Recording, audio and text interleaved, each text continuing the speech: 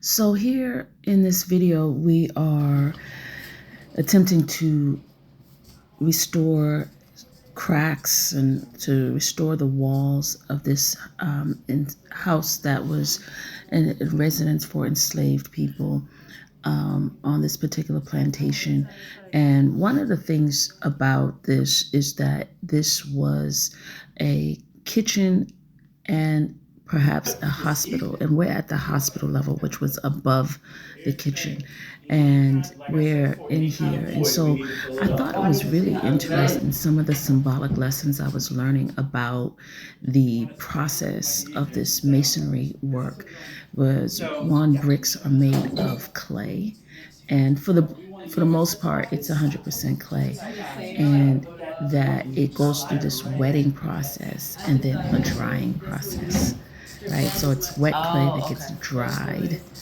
Then it after it's dried, it constantly goes back to its nature of wanting water. And so that was a really interesting point, because bricks actually absorb water, absorb moisture, so much so that it will draw it up from the earth below it. It will pull the water from the earth below it. And so there's some things that you have to place in between the bricks to allow so that the bricks don't just go back to its original form of just melting or becoming like a mushy clay. That's how much it seeks water.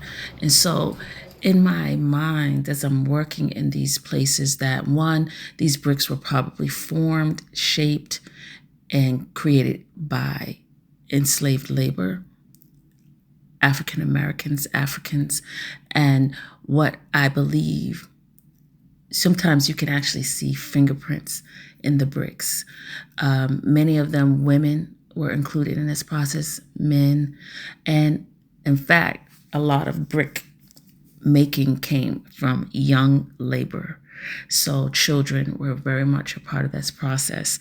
And what was very symbolic for me on a spiritual level was just that, that's kind of like our nature. God says that he created us from clay. And I think of water being as our the spirit, the divine spirit that we need in order to become structured, in order to become what we need to be, to have stability, to have to be able to hold things and be productive in our life. We need that water. And beyond that is the idea that not just that we need water, but that we'll seek it. It's a natural thing to seek it. We'll draw it from wherever. And so you want to make sure that it's the right kind of water, meaning the rainwater, right? Not just liquid, right? And so think about that as we start to shape and grow in different stages of our life, that we are also making sure that we're adequately moisturized, adequately hydrated, I should say, in our endeavors, so that we can be able to be shaped and formed in our best selves. And in this spirit, I'm thinking about those enslaved. I'm saying a prayer for them.